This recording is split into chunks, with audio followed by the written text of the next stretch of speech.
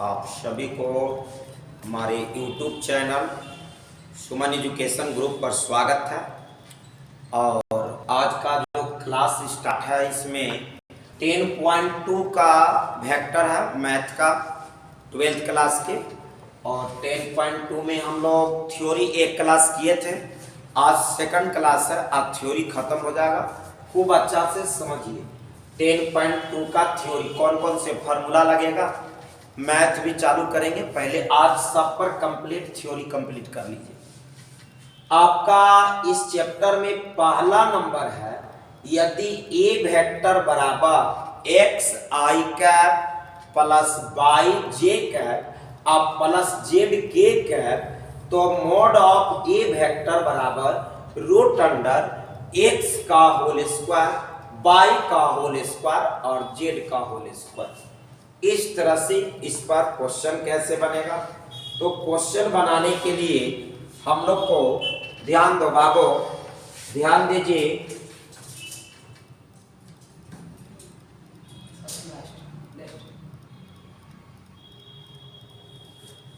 इसको एग्जाम्पल इस पर हम दे रहे हैं, ध्यान दीजिएगा।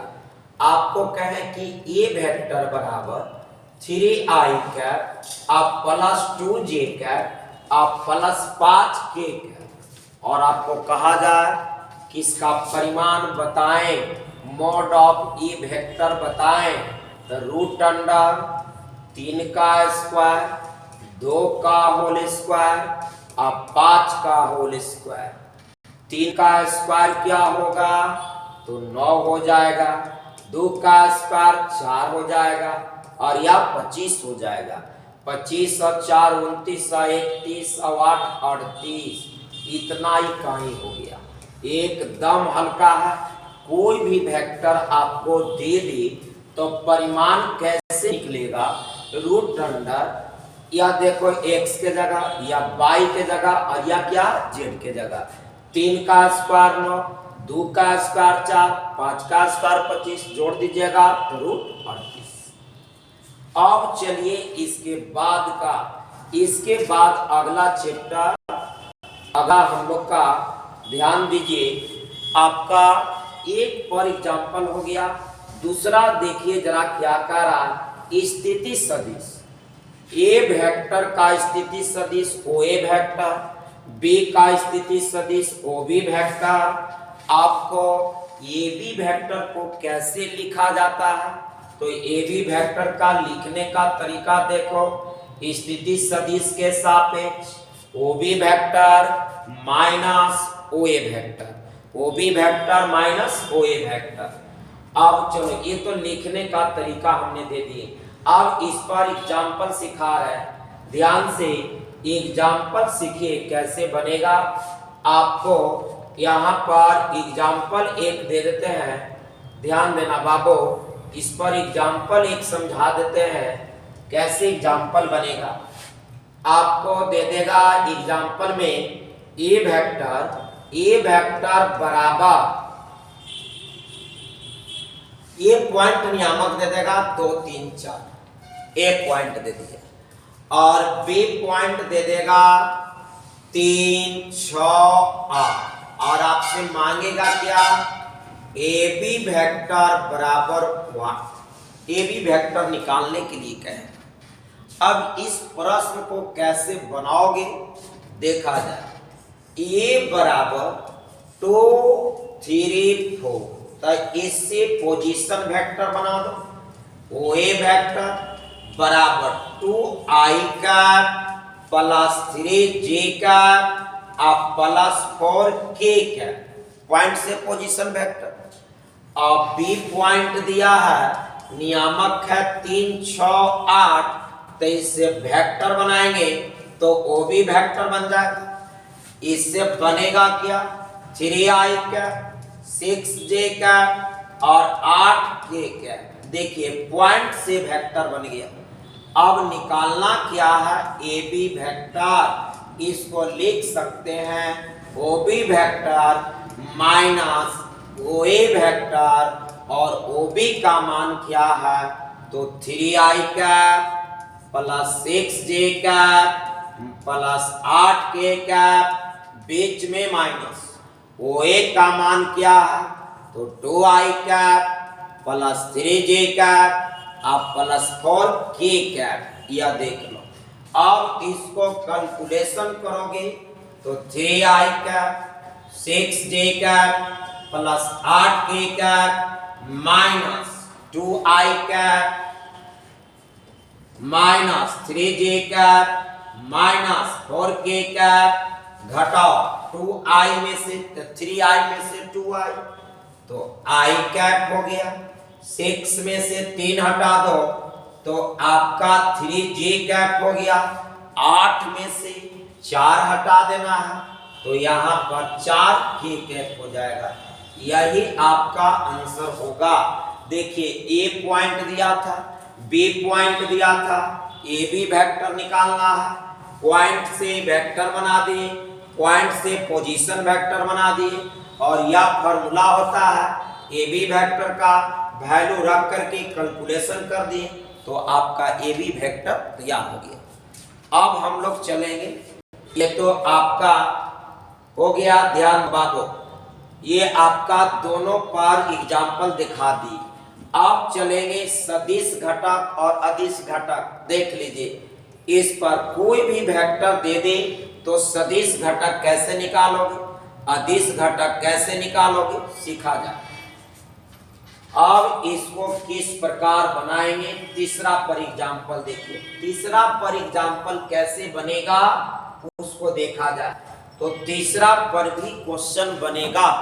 एग्जाम्पल करा कि ए वेक्टर बराबर 5i cap plus 2j cap और माइनस 3k कैप। आपको इसमें बताना है अदिश घटक के बारे में और एक चीज बताना है सदिश घटक के बारे में। दोनों चीज आपको निकाल के दिखाना है। तो अदिश घटक गुणांक को बोला गया है 5, 2 माइनस 3 और सदिश घटक 5i cap minus 2j cap और माइनस 3k कैप। यही आपका आंसर हो गया। एक अदिश घटक और एक क्या हो गया, सदिश घटक। अदिश घटक में काली अंक को लिखना है और सदिश घटक में अंक और या डायरेक्शन बताता है, दोनों को साथ लिखना है, परिमाण और दिशा दोनों को लिखना है। तो चलिए, सदिश घटक और अदिश घटक बहुत आसान था। अब हम लोग आगे आ जाइए, अगला टॉपिक देख लीजिए। यहाँ पर 3 के बाद 4 नंबर आपका जो काला, 4 नंबर अंतर्विभाजन, 5 नंबर बाह्य विभाजन, 6 नंबर मूल बिंदु, 7 नंबर त्रिभुज के नियम, 8 नंबर समकोण त्रिभुज के साथ, 9 नंबर द्विकोणीय, 10 नंबर समरेख होने का शर्त और 11 नंबर भी द्विकोणीय को सिखाएंगे। तो चलिए 3 तक आपका हो गया है। 4 नंबर चलिए अंतःविभाजन और बाह्य विभाजन कैसे बनेगा उस पर एग्जाम्पल हम लोग देखेंगे। अंतःविभाजन और बाह्य विभाजन दोनों को एक साथ। तो अंतःविभाजन और बाह्य विभाजन पर कैसे मैथ रहेगा, एग्जाम्पल एक भी बना लेते हैं तो समझिए कि आपका बन जाएगा। ए वेक्टर दे देगा 2i cap plus 3j cap और यहाँ पर दे दिया, देख लीजिए 3j कैप और यहाँ पर 2k कैप। आपका बी पॉइंट भी दे देगा, बी वेक्टर भी दे देगा 2i cap plus 6j cap plus 5k cap. 2 को वेक्टर दे दिया। अब 2 वेक्टर दे दिया, एम का भी मान m/n देगा, 2:1, 2:2, 3:, कुछ ना कुछ दे देगा। अब कहेगा कि अंतःविभाजन ज्ञात करें, तो बोलो अंतःविभाजन इसी मैथ का कहेगा। तो अंतःविभाजन में फॉर्मूला होता है A vector plus N B vector अब बटा m प्लस n। अंतःविभाजन में प्लस चलता है और बाह्य विभाजन में माइनस चलता है। तो चलो m का मान m का मान 2 है, n का मान 1 है, तो m के जगह 2 लिख देंगे। a वेक्टर का मान दिया है 2i cap plus 3j cap और प्लस 2k कैप और बीच में प्लस है, n का मान 1 है, b के जगह 2i 6j कैप और 5k कैप है। देख लीजिए आप भागा में m प्लस n का 2 प्लस 1 हो जाएगा। अब इसको कैलकुलेशन कर रहे हैं, 2 में 2 से 4i cap plus 6j cap plus 4k cap 1 में मल्टीपल 2i 6j अब प्लस 5k कैप और भागा लगाओगे तब 3 हो जाएगा, 4 और 2 6i कैप और 6 और 6 12j कैप प्लस 4 और 6 5 9k कैप अब भागा 3 हो जाएगा। अब अलग अलग कर लीजिए, तो अलग अलग करिएगा तो देखिए तो कट रहा, तो 2i कैप हो जाएगा, ये भागा लगाइएगा तो 4j कैप हो जाएगा, i काटिएगा तो 3k कैप हो जाएगा। यही आपका आंसर हो जाएगा अंतर विभाजन में। तो बहुत हल्का था, a का मान दे दे, b का मान दे दे, m का मान दे दे, n का मान दे दे और अंतर विभाजन के सूत्र पर रख करके कैलकुलेशन कर लेना है। अब रही बात कि बाह्य विभाजन में क्या करिएगा, तो बाह्य विभाजन में बस प्लस के जगह माइनस, प्लस के जगह ये प्लस है, ये दोनों के जगह पर माइनस कर दोगे तो आपका यह क्वेश्चन भी बन जाएगा। बाह्य विभाजन में कुछ नहीं, बस प्लस के जगह माइनस और अंतर विभाजन में प्लस का प्रयोग करते हैं। तो चलिए आगे बढ़ते हैं, आगे बढ़िए और देखिए अंतर विभाजन पर भी हो गया आपका क्वेश्चन, बाह्य विभाजन पर भी हो गया। अब चलो मूल बिंदु पर, मूल बिंदु पर चला, चलिए मूल बिंदु पर हम लोग सीखें। मूल बिंदु पर हम लोग क्या करेंगे उसको जरा आप समझिए। मूल बिंदु पर हो जाएगा आपका 2 को वेक्टर दे देगा और उस पर निकालना होगा आपको, कैसे ध्यान दीजिए।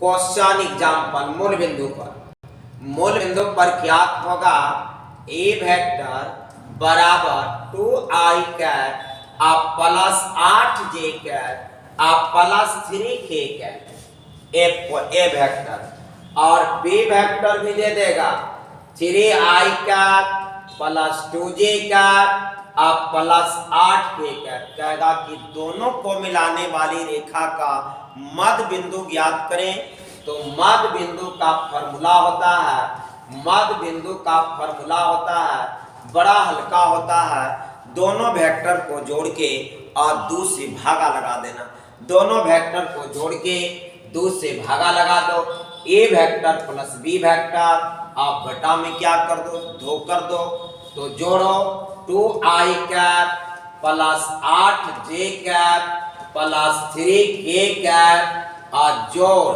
3i cap plus 2j cap अब प्लस 8k कैप अब भागा 2, भागा क्या लिख देना 2 लिख देना है। अब यहाँ के बाद अब i को i के साथ तो 5i 8 और 2 10j कैप और 3 और 8 11k कैप भागा क्या है तो 2 है। अलग अलग कर दो, तो अलग अलग करोगे तो 5 बटा 2i कैप 10 में 2 से भागा लगा दो तो 5j कैप और 11 बटा 2k कैप, ये आपका आंसर हो गया। तो आप मध्य बिंदु, अंतर विभाजन सूत्र, बाह्य विभाजन सूत्र ये जितना पर हम लोग कर लिए। अब आ जाइए अगला क्या कह रहा है, अगला कह रहा कि त्रिभुज का नियम, इसका ऑब्जेक्टिव बनता है इसको सीखा जाए। त्रिभुज का नियम क्या है, त्रिभुज का नियम क्या है, त्रिभुज के नियम में के द्वारा 2 वेक्टर को कैसे जोड़ा जाता है, कैसे घटाया जाता है उसको हम लोग देखेंगे। तो देखिए 2 वेक्टर को जोड़ना हो त्रिभुज के नियम से त्रिभुज के नियम से दो वेक्टर को जोड़ना हो किस प्रकार से जोड़ा जाता है। एक वेक्टर ए है प्लस और एक वेक्टर बी है, इसको त्रिभुज के नियम से जोड़ना है। इसको हेड बोलते हैं और पीछे वाला को टेल बोलते हैं। तो पहला वेक्टर के हेड पर दूसरा वेक्टर के टेल को रख देते हैं। अब पहला के टेल को दूसरा के हेड से मिला देते हैं। यह देखो ए वेक्टर था और यह क्या था बी वेक्टर। पहला के हेड पर दूसरा का टेल, अब पहला के टेल को दूसरा के हेड से मिला देते हैं। यह परिणामी सदिश कहलाता है। A vector plus B vector ये दोनों के जोड़ के बराबर अकेले होता है और इस नियम का नाम है त्रिभुज का नियम। इस नियम को कहते हैं त्रिभुज का नियम। तो ऑब्जेक्टिव काम आएगा इसलिए आपको सुना दिए। अब हम लोग आगे बढ़िए तो देखिए कौन सा कारा, अगला कारा कि समकोण त्रिभुज का शर्त। तो ये कोई कथी नहीं है, आप जान रहे 10वीं क्लास से कि त्रिभुज के एक भुजा का वर्ग त्रिभुज के कोई भुजा का वर्ग अन्य दो भुजाओं के वर्गों के योग के बराबर हो। त्रिभुज के कोई एक भुजा का वर्ग अन्य दो भुजाओं के वर्गों के योग के बराबर हो तो वह त्रिभुज कैसा त्रिभुज होगा, समकोण त्रिभुज होगा। अब चलिए अगला नंबर संरेख होने का शर्त देख लो क्या है। A1 बटा A2, B1 बटा B2 और C1 बटा C2 यदि इस शर्त को पालन करेगा तो उसको संरेख कहेंगे, अन्यथा संरेख नहीं कहेंगे। अगला नंबर समझ लो देख कोजिया जब कोण दे देगा तो देख कोजिया निकालने का फॉर्मूला होता है L बराबर cos अल्फा, M बराबर cos बीटा, N बराबर cos गामा, यह फॉर्मूला होता है। अब एक और दिक कोजिया निकाला जाता है। कैसे? कोई भी वेक्टर दे देगा तो दिक कोजिया निकालेंगे। सबसे पहले उसका इकाई सदिश ज्ञात करते हैं। इकाई सदिश ज्ञात कर लो यूनिट वेक्टर, और यूनिट वेक्टर का जो अदिश घटक होता है उसी को क्या कहते हैं, दिक कोजिया। किसी भी सदिश का दिक कोजिया ज्ञात करना हो तो सबसे पहले इकाई सदिश ज्ञात करते हैं और इकाई सदिश के बाद इकाई सदिश के अदिश घटक को ज्ञात करते हैं और अदिश घटक को ही क्या बोला गया, तो दिक कोजिया बोला गया। तो ये आज हम लोग एकदम कंप्लीट थ्योरी कर लिए हैं। अब अगले क्लास में 2.1 का मैथ बनाने का हम लोग प्रयास करेंगे और 2-3 क्लास में उसको हम लोग खत्म कर लेंगे। तो चलिए आज सारा फार्मूला अच्छा से नोट कर लेना है और सब लिख लेना है, याद कर लीजिएगा ताकि मैथ बनाने में आसान लगे। तो आज बार इतना ही, धन्यवाद।